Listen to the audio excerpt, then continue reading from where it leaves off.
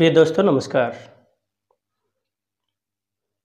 पिछला जो हमारा टॉपिक था, पिछले वीडियो में हमने जो बातचीत की थी वो साक्षात्कार के संदर्भ में की थी कि जो एक साक्षात्कार है, अच्छे साक्षात्कार को हम कैसे तैयार करें या फिर एक अच्छा साक्षात्कार कैसे बने। आज जो बात कर रहे हैं हम वो बात कर रहे हैं कि साक्षात्कार कला को किस प्रकार से विकसित करें, कि जो साक्षात्कार करता है उसके भीतर किन किन गुणों का होना जरूरी है, किन गुणों का समावेश होना जरूरी है। हम इसी तरह की बात करेंगे और उसी बिंदु को लेकर के हम आगे चर्चा कर रहे हैं। देखिएगा,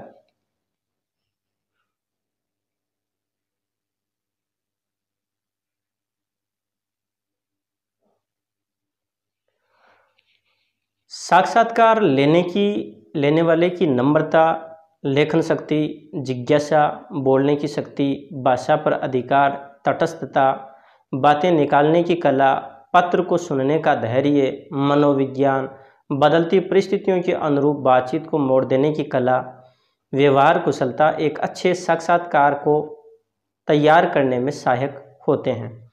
प्रिंट मीडिया में इंटरव्यू करने वाले को शीघ्र लिपि या शॉर्ट हैंड का ज्ञान होना जरूरी नहीं, लेकिन वाक्यांश, घटनाएं, तिथियां, स्थान, सिद्धांत, वाक्य, व्यक्ति के मनोभाव जो भी लिखना चाहे सहज रूप से अंकित कर निष्पक्षता से उसे डालना होता है। प्यारे विद्यार्थियों, यहाँ पर जो बात कही गई है बहुत महत्वपूर्ण बात है, इसलिए हमें ध्यान देना जरूरी है कि जो साक्षात्कार है लेने वाला यानी साक्षात्कारकर्ता, उसके भीतर नम्रता, लेखन शक्ति, जिज्ञासा, वाक्चातुर्य, भाषा पर अधिकार और तटस्थ रहना यानी कि निष्पक्ष रहना, बात निकालने की कला और पत्र को सुनने का धैर्य, मनोविज्ञान का ज्ञान, बदलती जो परिस्थिति हैं उनके अनुरूप बातचीत को रुख देने की कला, व्यवहार कुशलता, ये सारी की सारी जो बातें हैं वो एक साक्षात्कारकर्ता के भीतर होनी चाहिए, क्योंकि साक्षात्कार तैयार करने के लिए इन गुणों का बहुत बड़ा योगदान है।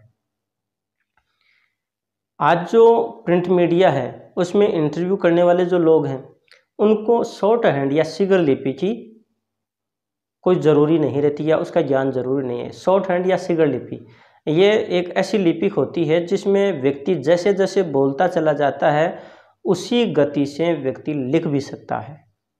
और पत्रकार के लिए यहाँ पर विशेष रूप से इंटरव्यू लेने वाले व्यक्ति के लिए उसकी कोई ज़्यादा ज़रूरत नहीं है, लेकिन वाक्यांश, घटनाएं, तिथियां, स्थान, सिद्धांत, वाक्य, व्यक्ति के मनोभाव जो भी लिखना चाहे उनको सहज रूप से उसे अंकित करके और निष्पक्ष रूप से उसको डालना चाहिए, प्रस्तुत करना चाहिए।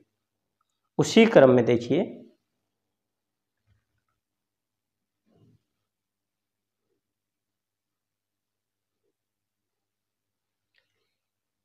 अखबार या टीवी के लिए साक्षात्कार के दौरान सामने वाले के सम्मान की रक्षा व अभिव्यक्ति को पूरा महत्व मिलना बेहद ज़रूरी है, चाहे वह किसी भी हैसियत का क्यों न हो।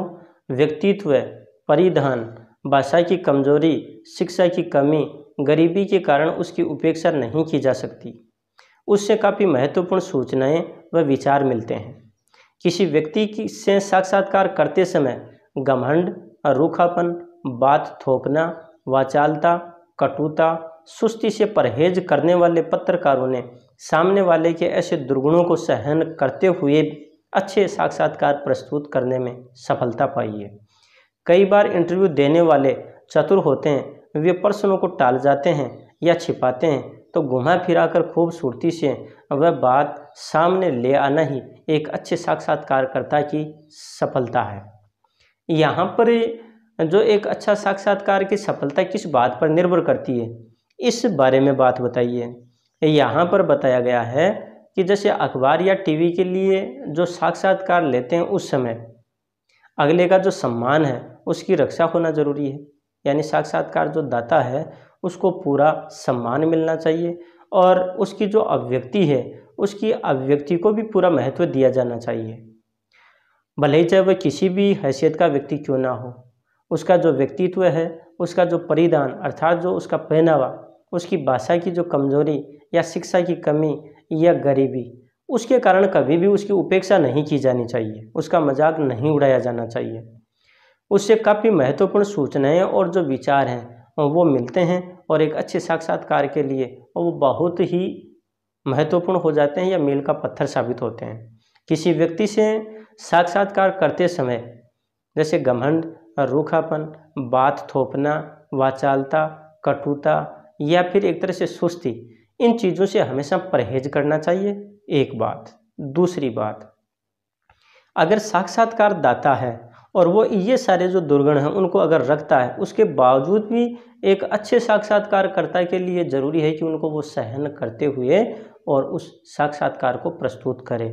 और ऐसे बहुत सारे पत्रकार हुए हैं जिन्होंने सामने वाले की इन सारी कमियों को बर्दाश्त करते हुए भी एक अच्छे साक्षात्कार के रूप में उसको पेश किया है।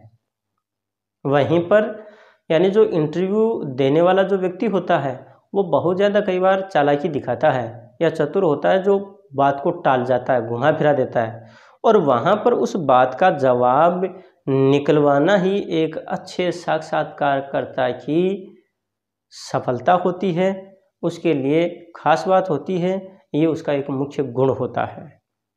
उसी क्रम में देखिए,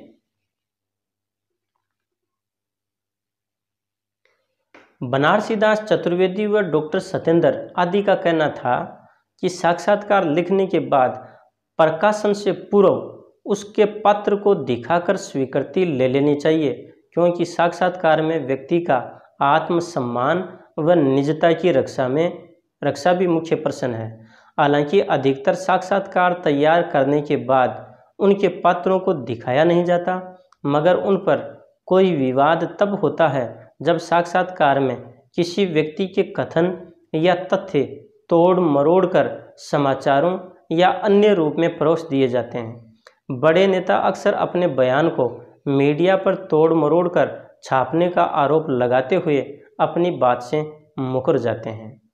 यहाँ पर जो बनारसीदास चतुर्वेदी और डॉक्टर सत्येंद्र हैं, उन्होंने ये बताया कि अगर किसी व्यक्ति का साक्षात्कार हमने लिया है और उसको छापना है या प्रस्तुत करना है, तो उससे पहले उस व्यक्ति को दोबारा वो साक्षात्कार दिखाया जाना चाहिए और उसकी स्वीकृति ले लेनी चाहिए। अगर ऐसा होता है तो यानी कि उसका जो आत्मसम्मान है वो भी बना रहेगा और उसकी अपनी जो निजता है उसकी रक्षा भी होगी। कई बार ऐसी स्थितियां भी आ जाती हैं कि जो साक्षात्कारकर्ता को वो साक्षात्कार नहीं दिखाया जाता, यानी साक्षात्कारदाता को साक्षात्कारकर्ता के द्वारा वो साक्षात्कार नहीं दिखाया जाता और उसको सीधे ही प्रस्तुत कर दिया जाता है, जिसके कारण उनके मध्य वैचारिक जो मतभेद हैं वो हो जाते हैं। इसलिए ज़रूरत इस बात की है कि वहाँ पर पहले ही यानी कि साक्षात्कारदाता को उसके बारे में जानकारी दी जानी चाहिए, ताकि उसके बाद में ये बातें नहीं हो कि ये तथ्यों को तोड़ मरोड़ करके और फिर पेश किया गया है। कई बार इस प्रकार की जो बातें हमें देखने को सुनने को मिलती हैं, जो नेता हैं या कोई और जो व्यक्ति हैं, प्रसिद्ध जो व्यक्ति हैं, वो कई बार आरोप लगाते हैं कि भाई मीडिया ने उनकी बात को बहुत ही तोड़ मरोड़ करके पेश किया, गलत ढंग से पेश किया है। अगर इस प्रकार के साक्षात्कार को अगले को दिखाया जाता है और फिर प्रस्तुत किया जाता है तो ऐसी समस्याओं से बचा जा सकता है। अब आगे वाला जो बिंदु है उसके बारे में जो हम बात करने जा रहे हैं वो है कि एक अच्छा इंटरव्यू कैसे लिया जाए, एक अच्छा साक्षात्कार हम कैसे लें, उसके बारे में यहाँ पर बात बताई गई है। तो प्रश्न भी ये बन जाता है कि अच्छा साक्षात्कार कैसे लें। तो देखिए,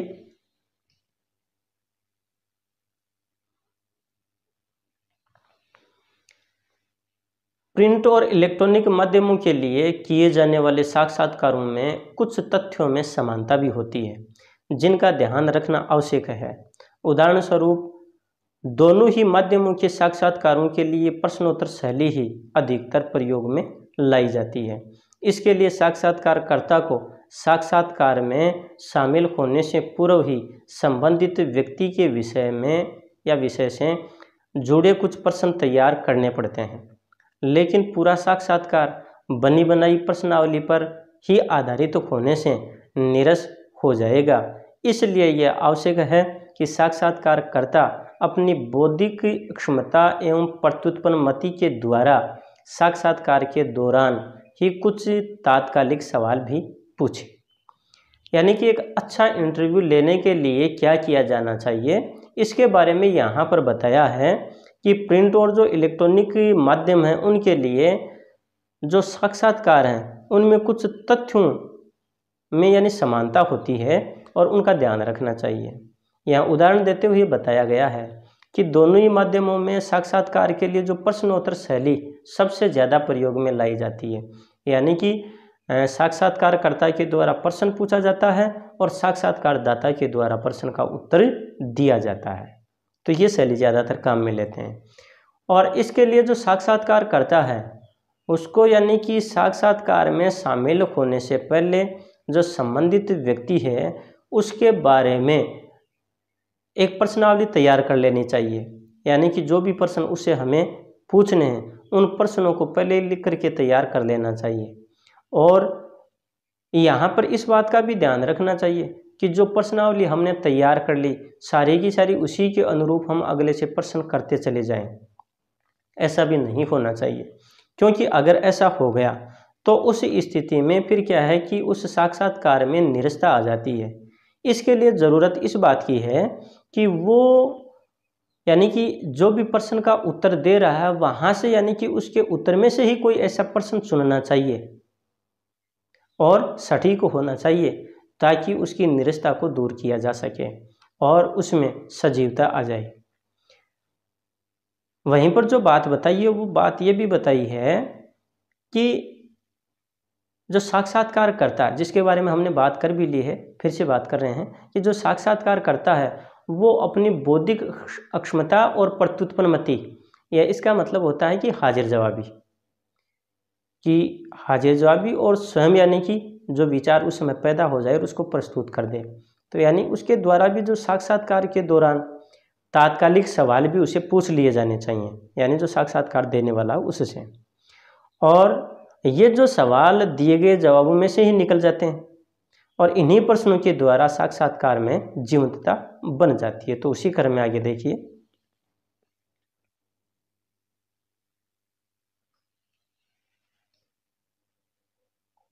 ये सवाल दिए गए जवाबों में से ही निकल आते हैं।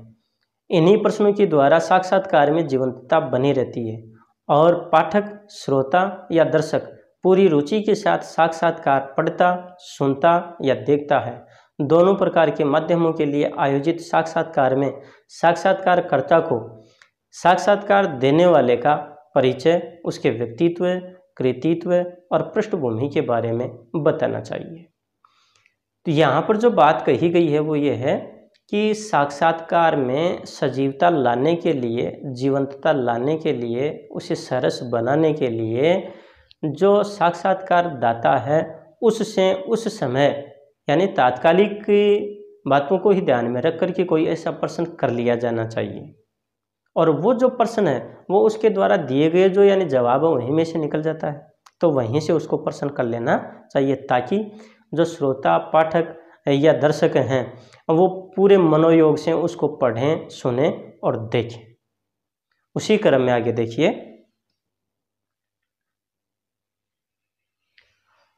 साक्षात्कार देने वाला पूरी सहजता से जवाब दे। इसके लिए आवश्यक है कि साक्षात्कारकर्ता पहले प्रश्न पूछे और साथ ही साथ दाता के उत्तर देने के दौरान अनावश्यक हस्तक्षेप न करे।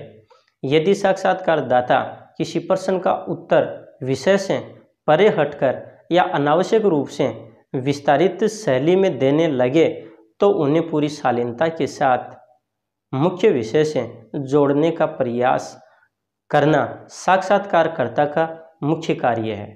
यहाँ पर जो बात बताई है वो बात ये बताई है कि जो इंटरव्यू लेने वाला व्यक्ति है यानी कि जो पत्रकार है वो साक्षात्कारदाता है, उससे प्रश्न है सलीके से पूछे, अच्छे ढंग से पूछे और जब वह प्रश्न का उत्तर देता है तो अनावश्यक रूप से बीच में टोके नहीं या हस्तक्षेप नहीं करे। और साक्षात्कारकर्ता कई बार ऐसा महसूस करे कि अब जो साक्षात्कारदाता है वो अपने विषय से हट करके और विस्तृत रूप में बताने का प्रयास कर रहा है, तो वहाँ भी उसे क्या है कि बड़ी शालीनता से मुख्य विषय के साथ जोड़ने का प्रयास करना चाहिए, क्योंकि वहाँ पर समय सीमा जो है उसका बहुत ज़्यादा महत्व होता है। और ये जो कार्य है ये साक्षात्कारकर्ता को भली भांति करना चाहिए और इस बात में वह प्रवीण होना चाहिए। उसी क्रम में आगे देखिए,